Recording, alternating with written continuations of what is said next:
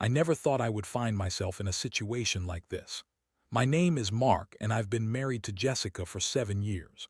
On the outside, we seemed like the perfect couple, a beautiful house in the suburbs, good jobs, and a shared love for our 2 kids. But behind that facade, things were starting to crumble. I noticed subtle changes at first, little things that made me question what was happening between us. It started with the late nights. Jess would come home from work later than usual, claiming she was caught up with meetings or socializing with coworkers. I tried to brush it off, but I couldn't shake the feeling that something was off. She started spending more time on her phone, too, and I would catch her texting with a smile on her face, her cheeks flushing in a way that I hadn't seen in a long time. I remember one particular evening when I decided to confront her about it. We were sitting at the dinner table, the kids were playing in the other room, and I could feel the tension in the air. I asked her why she had been so distant lately, and she laughed it off, saying I was being paranoid. "You know how work is," she said dismissively. "Stop worrying so much, Mark, I love you." But her words felt empty. I brushed it off, telling myself I was just being insecure. But one day, while cleaning out a drawer in our bedroom, I stumbled upon an envelope. It was a receipt for a hotel stay, dated just a month prior. The shock hit me like a punch in the gut. I opened it and saw that it was at a place I knew was popular for affairs, luxurious and hidden away from the prying eyes of the world. That was the moment everything changed. My heart raced as I pieced together the truth. I confronted her that very night. When Jessica got home, I laid the receipt on the table, my hands shaking. She saw it, and her expression shifted from shock to anger in an instant. "What the hell is this?" I asked, trying to keep my voice steady. Her reaction was a cocktail of defiance and feigned innocence.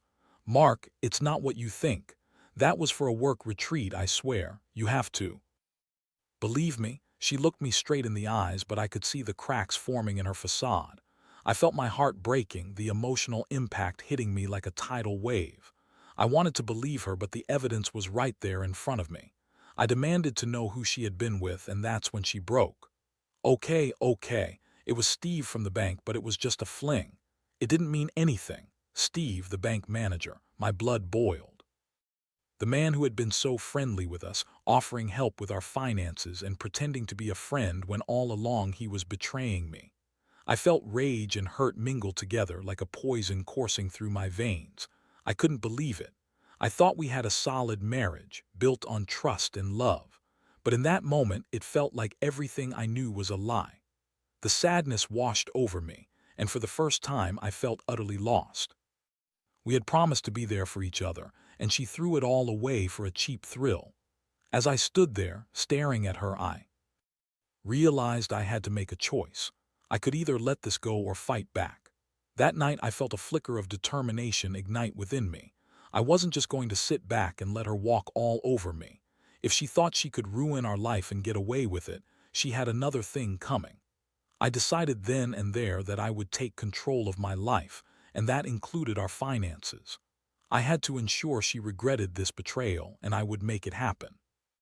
Now that I was faced with a decision, I knew it wouldn't be easy. It would require planning and careful execution, but I was ready for whatever it took. If only I had known then how far I would go to ensure she felt the weight of her actions. After that fateful confrontation, I was left reeling in a whirlwind of emotions. The rage and betrayal simmered beneath the surface, but I forced myself to stay composed. I had a plan forming in my mind, a revenge scheme that would make Jessica understand the gravity of her actions. I was no longer just the betrayed husband. I was a man who would not be walked over. The first step was to gather information. I had to know everything about the affair, how long it had been going on, how deeply involved they were, and most importantly, the kind of financial entanglements they might have created. I started by discreetly observing Jessica's behavior. I noticed that she was more careless than she thought. Little snippets of conversations would spill out when she was on the phone, and I picked up on code names and inside jokes that made it clear this wasn't just a one-time fling. Next, I started digging into her phone. I had learned a thing or two about her privacy settings over the years, and one evening when she left the house to run errands, I took my chance. I accessed her phone and found text messages that would make anyone's stomach turn. There were explicit exchanges that left no doubt about the nature of their relationship. I felt a mixture of anger and vindication. This was the proof I needed, not only for my own peace of mind but also for what would come next. I didn't want to just hurt her emotionally. I wanted to hit her where it would hurt the most, her finances. Jessica always prided herself on being financially savvy, but she had made the mistake of trusting me with our joint accounts. I had access to everything, and the more I thought about it, the clearer my plan became. I decided to play the long game. I would slowly start moving our money around, setting aside what I would need for the next steps. I opened a separate account under my name only, transferring funds discreetly.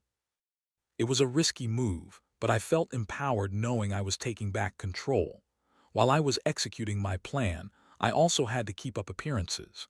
Jessica had no idea that I was onto her, and I was determined to maintain the status quo until I was ready to strike.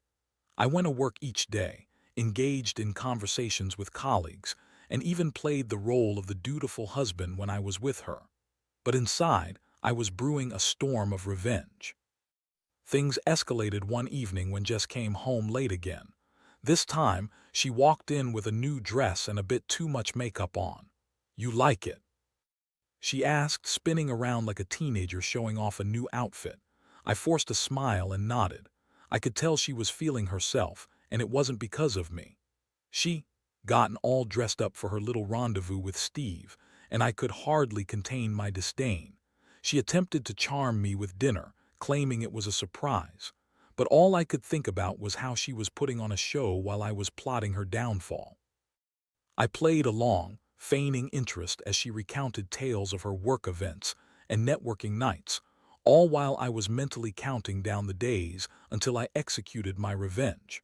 My plan was to wait until tax season. Jessica had always been the one to handle our finances when it came to filing our taxes, and I knew she would be preoccupied with that. I would use that distraction to finalize my moves. I wanted to ensure that when the truth came out, she'd be blindsided, all the while drowning in the consequences of her own actions. Days turned into weeks, and I continued to collect evidence, documenting her lies. I saved screenshots of her messages, emails, and even photos that would prove her infidelity. I had everything lined up, and soon it would all come to fruition. As I watched her go about her life, seemingly unaware of the storm brewing beneath the surface, I felt a twisted sense of satisfaction. I was no longer the broken man who had been betrayed. I was a man with a purpose, and soon enough she would feel the consequences of her choices. I knew the emotional fallout would be significant, both for me and for her, but I was prepared. In my mind, this was the only way to ensure she'd think twice before betraying someone again. The final pieces of my plan were falling into place, and I was ready for the next step. Tax season finally rolled around, and I could feel the tension in the air. Jessica was completely absorbed in the process, poring over documents and receipts, dealing with the minutiae of our finances. It was the perfect distraction, and I was ready to execute the final phase of my revenge plan. I watched her as she diligently worked on our tax returns, her brow furrowed in concentration. It was almost poetic. Here she was, a woman who had betrayed her husband, blissfully unaware that I was about to turn her world upside down. I had been biding my time, and now it was time to strike. That weekend, while Jess was out grocery shopping, I made my move. I logged into our joint bank account and transferred a significant amount of money into my new account, the one I had opened just for this purpose. I had carefully calculated how much I could take without raising suspicion, but it was enough to hit her where it would hurt the most. I also pulled the remaining funds from our emergency savings account. It was a bold risk, but it felt exhilarating. When Jessica returned home, I could see that she was still in a frenzy over the taxes, so I casually asked her about her progress. "How's the filing going? Need any help?" I asked with an air of nonchalance. She waved me off, her focus clearly elsewhere. "I've got it under control, don't worry. Just a few more numbers to crunch," she said, busy shuffling papers around. I had to keep my composure, but inside I was buzzing with anticipation. Later that day, I decided to take the kids out for some ice cream, feigning a fun family outing. While we were out, I made sure to keep my phone close. I could feel my heart racing every time I thought about what was coming. By the time we returned, Jessica was still knee-deep in receipts and financial documents. "Hey, I'm going to take the kids to the park for a bit," I announced. "You need a break. Let's get some fresh air." She nodded, still distracted, and I felt a wave of satisfaction wash over me. After the park, I took the kids back home, and while they settled in to watch a movie, I started preparing for the impending confrontation. I gathered all the evidence I had collected, screenshots of her messages with Steve, hotel receipts, the works. It was all laid out, ready to be thrown in her face. I knew that when I exposed her, everything would come crashing down. As I sat in the living room, waiting for her to finish up, I had a moment of clarity. I thought about the life we had built together, the promises we made, and how quickly it all unraveled. But I reminded myself that this wasn't just about revenge. It was about her realizing the pain she had caused and understanding the consequences of her actions. When Jessica finally emerged from the office, I could see the exhaustion on her face. "Are you still working on that?" I asked casually. "I thought we could eat dinner together." "Just finishing up, I swear," she replied, brushing off my suggestion, but I couldn't wait any longer. "Jess, can we talk?" I said, my tone more serious now. Looked at me, an eyebrow raised, sensing the shift in the atmosphere. "What's up?" she asked, crossing her arms defensively. I took a deep breath and dived in. "I know about Steve," I said, watching her expression change from confusion to denial. "What are you talking about?" she shot back, her voice rising defensively. "What are you trying to accuse me of?" I pulled out the evidence, one piece at a time. "You think I didn't notice the late nights, the messages you were hiding?" I handed her the screenshots. "This isn't a fling, Jess, it's a full-blown affair, and it's been going on for months." Her face went pale as she scanned the messages. "Mark, I can explain," she stammered, but I cut her off. "Explain what? That you've been lying to me this whole time, that you're spending our money on him, that you had the audacity to act like everything was fine." I felt the anger boiling over. "I took the money from our accounts, Jess. You know, the money you thought was safe." Her jaw dropped as she processed what I had just said. "You did what? You can't just take our money," she yelled, her voice tinged with panic. "But I did," I stated calmly. "And now you'll feel what it's like to lose everything. I made sure to secure the funds for myself, and you'll be left with nothing while I take care of the kids." The realization hit her. I watched as her expression morphed from shock to rage, the anger boiling over as she struggled to find words. "You're unbelievable," she shouted. "This is insane. You're ruining our lives. Don't you think you've done enough damage?" I shot back. "You wanted to play with fire, and now you're going to get burned." In that moment, as the reality of our situation crashed down around us, I felt a strange mix of satisfaction and sadness. I had unleashed my revenge, but at what cost? As the confrontation continued to unfold, I braced myself for the storm that was about to hit. This was just the beginning, and I knew there would be consequences. The fallout from that confrontation was intense, to say the least. Jessica's initial shock quickly morphed into a whirlwind of anger, denial, and desperation. I had seen her in many moods over the years, but nothing compared to the fury that erupted that night. She was relentless, throwing accusations my way, attempting to twist my actions into something sinister. "How could you do this to us?" she screamed, her voice wavering. "You're just as bad as Steve. You're stealing from your own family." I stood my ground, unflinching. "I'm protecting my family from you. You've betrayed us, Jess. You've betrayed our children and me. This is the consequence of your actions." She paced around the living room, her fingers trembling as she tried to process what was happening. I could see the wheels turning in her mind, and for a moment I felt a twinge of sympathy. But it quickly faded as I reminded myself of the lies and deceit she had woven into our lives. "Please, Mark," she pleaded, her voice softer now. "Let's not do this. We can fix it. Just give me some time and I'll end things with Steve. I promise." Her desperation was palpable, but I was done listening to empty promises. "You think I'll just forget everything you've done? You think I'll just let you continue playing house while you're sleeping with another man?" No, Jess, this is over. The kids were in their room, oblivious to the chaos that was unfolding. I didn't want them to see their mother like this, but I also knew that I couldn't shield them forever. Soon enough, they'd know the truth about why things were changing between their parents. I took a deep breath, feeling the weight of the moment. I'll be the one to file for separation, I said firmly. I don't want to be tied to someone who can't respect our marriage. You've made your choice, and now I'm making mine. Jessica's eyes widened in disbelief. You're really going to throw everything away over this? Can't we at least try to work through it? No, we can't. You've made it clear that you don't value our marriage. You put Steve before our family, and that's something I can't overlook, I replied, my voice steady. The realization that I was serious began to sink in, and I could see the tears brimming in her eyes. For a moment, I felt a flicker of compassion, but I quickly extinguished it. She had made her bed, and it was time to sleep in it. I'll make this as easy as possible on the kids, I continued, but you need to understand that I won't be taken for a fool anymore. I won't let you drag us down because of your choices. Jessica slumped onto the couch, her bravado crumbling as despair washed over her. I messed up, Mark, I know I did, but please don't take everything away from me. I can't lose you and the kids. I felt the anger start to dissipate, replaced by a heavy sadness. The woman I had loved for years was sitting before me, broken and desperate, but I had to remember the betrayal. There couldn't be any sympathy for someone who had chosen to tear apart our family for a fleeting thrill. I'm not taking anything away from you, Jess. You've done that yourself, I said softly.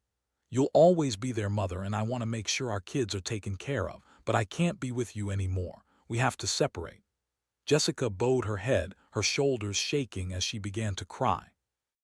I didn't mean for it to go this far. It was just supposed to be fun, she sobbed. I never wanted to hurt you. Her words felt hollow to me. It didn't matter if she hadn't intended for it to go this far. The damage was done. I had to focus on what needed to be done next. I decided to take charge of our finances completely. I had already secured a significant amount of money, but I needed to ensure that Jessica wouldn't have access to the remainder. I contacted our bank the next day to set things in motion. I requested that the accounts be split, placing the majority of the funds in my name only, while leaving her with enough to get by in the short term but not enough to have any real leverage. I also arranged for a lawyer to discuss the separation. I wanted to be prepared for what was to come. I didn't want to work out things amicably when it came to custody and finances. I wanted to ensure I had a firm grip on our future. In the days that followed, I could feel the tension rising between us. Jessica tried to present a united front for the kids, but I could see through her facade. The nights were filled with silence and the occasional argument. I felt as if I were living with a stranger, someone who had once been my partner but had now crossed a line I couldn't ignore. One evening, as I sat on the couch flipping through legal documents, Jessica approached me. Mark, can we just talk? I looked at her but didn't respond. Please, she said, her voice cracking. I want to explain how it all happened. I finally turned to her, my expression unreadable. I don't want to hear your excuses. Jess, you've already shown me who you really are. But I'm not that person. I was just lost and I didn't know how to handle everything. It was a mistake. She pleaded. I shook my head. You can't just blame it on being lost. You chose to betray me. That's a choice you made. Jessica sighed heavily, tears streaming down her cheeks. I wish I could take it all back, she murmured. Wishing won't change anything, I replied coldly. You'll have to deal with the consequences. As the days turned into weeks, the emotional toll weighed heavily on both of us. The reality of our impending separation began to sink in. I had to remind myself of the reason I was doing this, to reclaim my life and ensure that my children didn't grow up in a house filled with deception. But still, the pain lingered. I couldn't shake the feelings of anger, sadness, and betrayal. I had thought we'd built a life together, and now it was all unraveling. As I prepared for the next steps, I realized the road ahead would be long and difficult, but I was determined to see it through. I had taken back control, and now it was time to navigate the complicated waters of separation and co-parenting. As the weeks dragged on, I found myself entrenched in the logistical nightmare of our separation. The reality of dividing our lives was both exhausting and heartbreaking. Jessica seemed determined to cling to the remnants of our relationship, but I was resolute in my decision to move forward. I kept reminding myself of the betrayal that had brought us to this point, and the anger fueled my resolve. I hired a lawyer, Sarah, who specialized in family law. She was sharp, efficient, and had a no-nonsense attitude that I appreciated. During our initial meeting, Sarah laid out the steps I needed to take. It's important to gather all documentation regarding your finances, as well as any evidence related to the affair, she advised. I had been preparing for this, and I felt a surge of determination as I organized everything I had collected. When I shared the evidence of Jessica's affair, screenshots of the messages, the hotel receipts, and even a few awkward selfies they had exchanged, Sarah's eyes widened. "This could work in your favor," she said. "If it goes to court, you'll have a strong case for sole custody of the kids." The thought of navigating the court system was daunting, but I took comfort in knowing I was fighting for my children's well-being. I wanted to protect them from the chaos that had erupted in our lives. I didn't want them to feel the impact of their mother's choices, especially not when she was desperate to maintain her image as the loving parent. Meanwhile, Jessica was trying to play the victim. She reached out to me several times, expressing regret and pleading for a second chance. "Mark, I know I messed up. Can we please just try to fix this for the kids?" she would say, her voice thick with emotion. Each time I felt a mix of anger and pity. One evening she caught me off guard. "What if we go to couples therapy?" she suggested, her tone softer than before. "I'll do anything to save our marriage." I shook my head. "It's too late for that, Jess. I can't rebuild trust with someone who shattered it so easily. You chose Steve over us. That's not something I can overlook." Her eyes filled with tears, and for a moment I felt a pang of sorrow for her. But I quickly reminded myself that this was part of her manipulation. She wanted to regain control, and I wasn't going to let that happen. As I continued to gather paperwork, bank statements, tax returns, school records, I began to formulate a plan for custody. I knew I wanted primary custody of the kids, and I was prepared to fight for it. I envisioned a stable home environment for them, free from the turmoil that Jessica had introduced into our lives. One afternoon, I was at home preparing dinner when Jessica called. "I need to talk to you," she said, her voice sounding urgent. "Can we meet?" I hesitated but agreed to meet at a nearby coffee shop.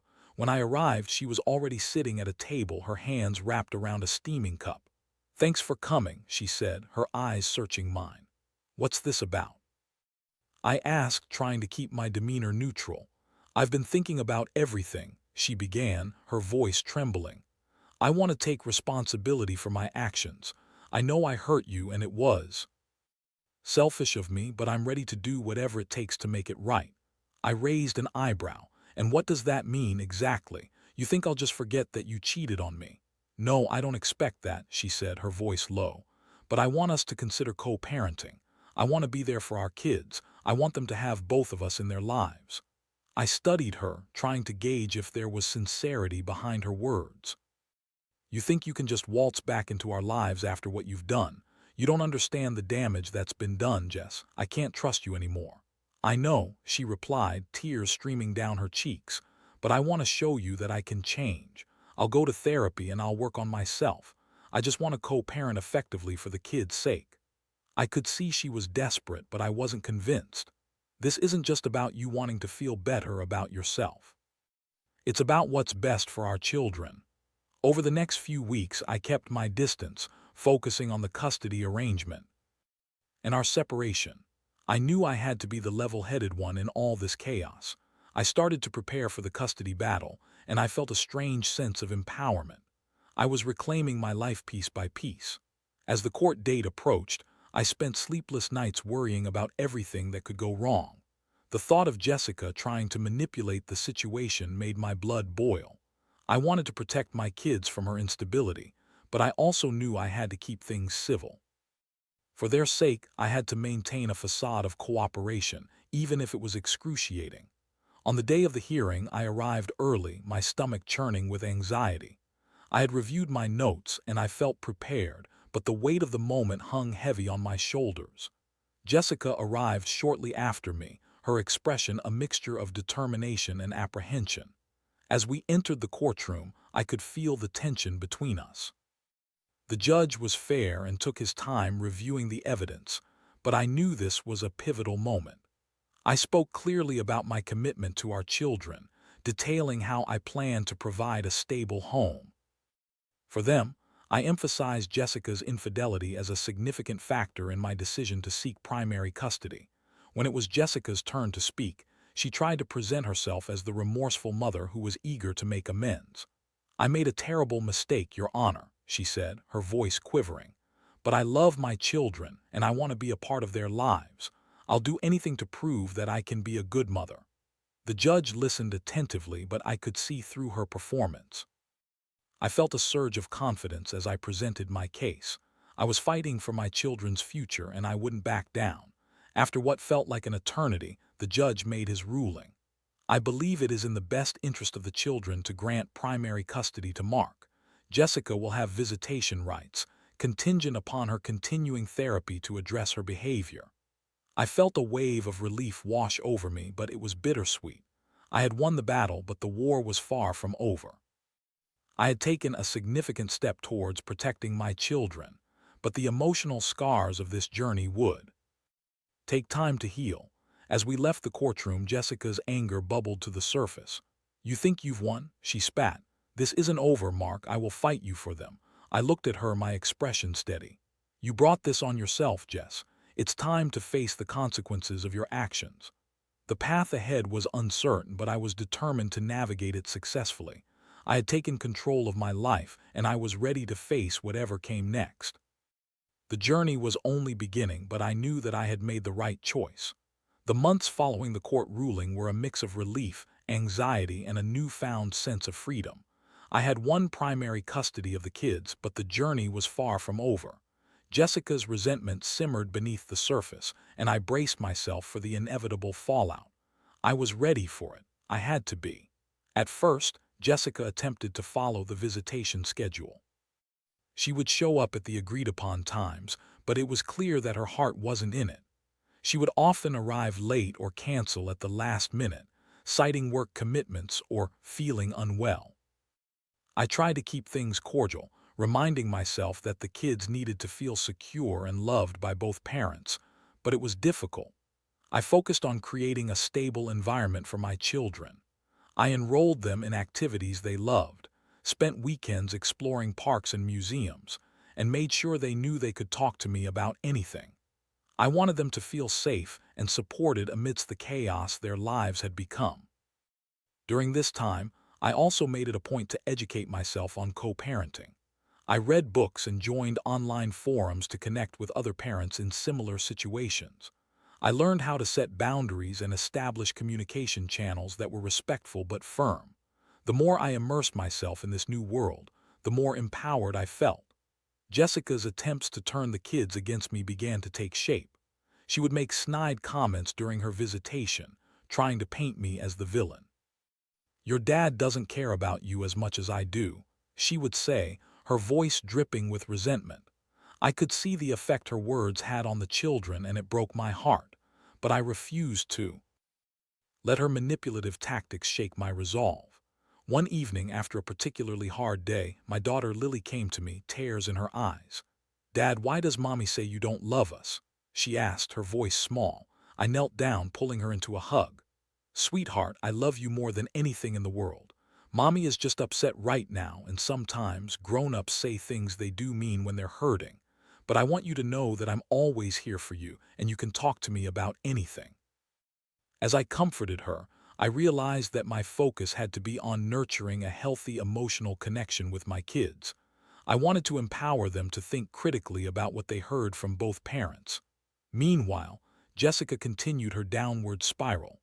She started missing more and more visits, her life seemingly unraveling. I received calls from her friends, expressing concern over her erratic behavior. It was clear that she was struggling to cope with the reality of our separation, and while I felt a twinge of sympathy, I knew that I had to prioritize my children's well-being above all else.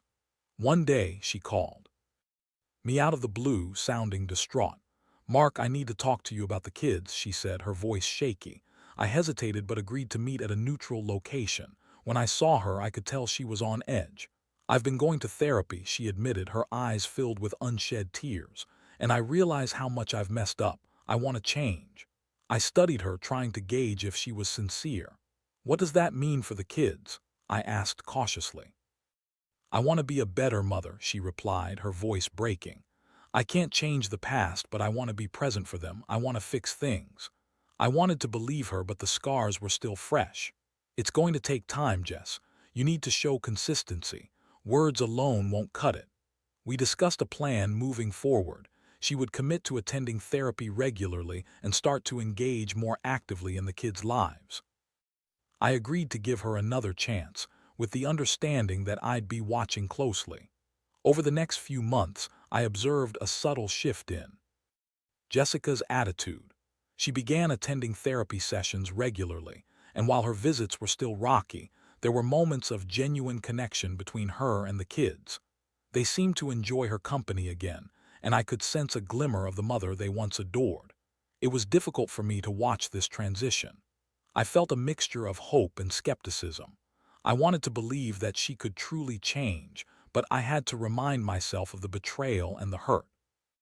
I couldn't let my guard down, not completely.